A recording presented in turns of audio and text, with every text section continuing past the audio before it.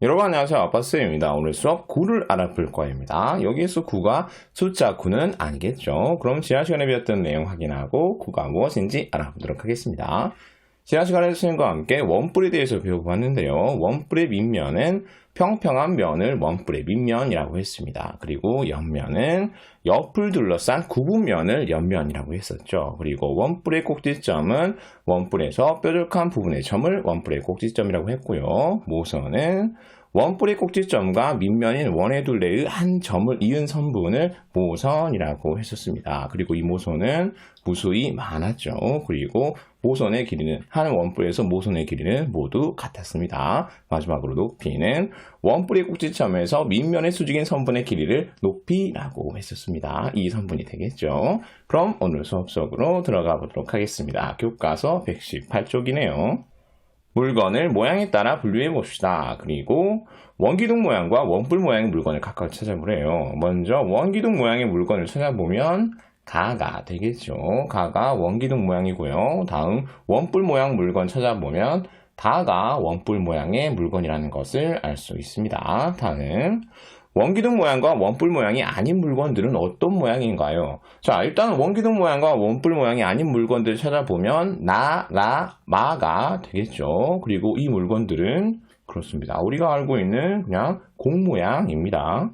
그리고 선생님께서 이렇게 이야기하고 계십니다. 우리 주변에서 비슷한 모양의 물건을 찾아 말해보세요. 자, 우리 주변에 있는 공 모양의 물건들은 여러 가지 공들이 공 모양이죠. 축구공, 피구공, 배구공, 야구공 이런 것들이 모두 공 모양이에요. 물론 우리가 살고 있는 지구도 공 모양이고 달, 그리고 태양도 공 모양이죠. 그래서 우주에서 바라보면 여러 가지 행성과 항성들도 공 모양이다 라고 하는 것을 알 수 있습니다. 다음으로 넘어가 보면요. 드디어 오늘 이 시간에 배워야 될 구가 무엇인지에 대해서 설명을 하고 있습니다. 방금 이야기했던 것처럼 공 모양의 입체 도형을 구라고 해요.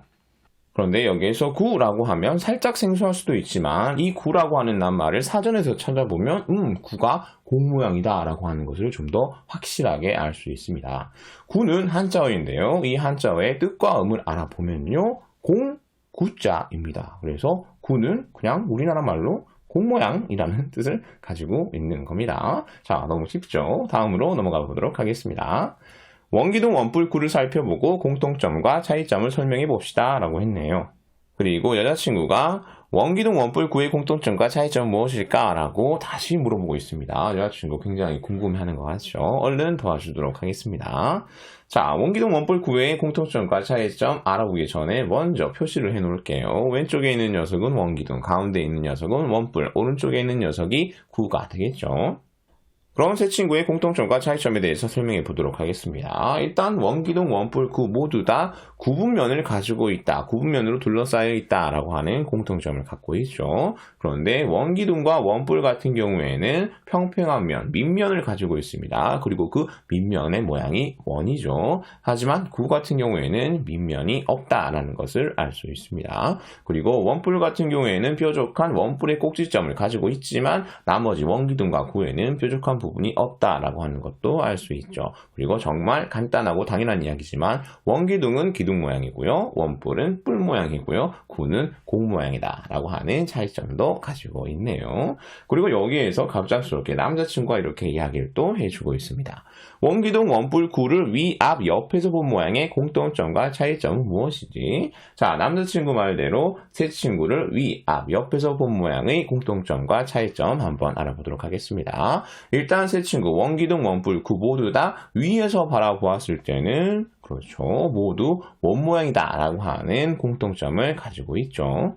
그런데 원기둥의 경우에는 앞에서 본 모양과 옆에서 본 모양이 직사각형이고요. 원뿔 같은 경우에는 앞에서 본 모양과 옆에서 본 모양이 이등변 삼각형이죠. 그리고 구는 앞에서 보아도 옆에서 보아도 아니면 위에서 보아도 그 어느 곳에서 보아도 원 모양이다 라고 하는 특징을 가지고 있습니다.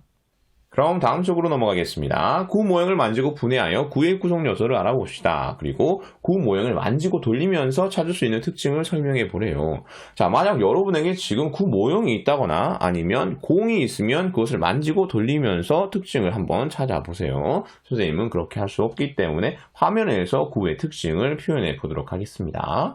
구는 잘 굴러갑니다. 자, 왜 구가 잘 굴러가요? 그렇죠. 구는 구분면으로 둘러싸여 있기 때문에 잘 굴러가겠죠. 다음.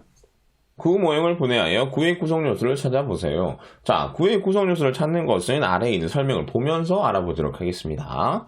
구에서 가장 안쪽에 있는 점을 구의 중심이라고 합니다. 위에 있는 모형에 표현해보면 여기가 구의 중심이 되겠죠. 그리고 구의 중심에서 구의 겉면에 한 점을 이은 선분을 구의 반지름이라고 해요. 위에 있는 모형에 표현해보면 이렇게 되겠죠. 물론 선생님은 설명을 위해서 구의 반지름을 3개만 그었지만 이 구의 반지름 은 무수히 많다는 거 여러분이 알고 있어야 됩니다. 그럼 오늘 마지막 문제 4번으로 넘어가도록 하겠습니다.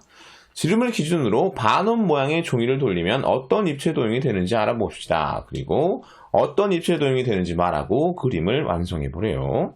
자, 반원 모양의 종이를 한 바퀴 돌려서 그림 완성해 보면 구가 된다는 것을 알 수 있습니다. 그리고 남자친구가 이야기하는 것처럼 구의 중심과 반지름 표시해 보면 여기가 구의 중심이 되겠고요. 구의 반지름은 구의 중심에서 구의 겉면에 한 점을 이은 선분이기 때문에 이렇게 표현해주면 되겠습니다. 다음, 구의 반지름은 얼마인지 말해보세요.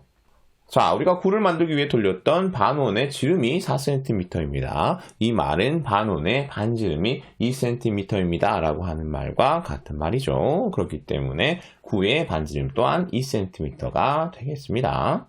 여기까지 해서 오늘 배울 내용 모두 배워봤습니다. 수업 마무리하도록 할게요.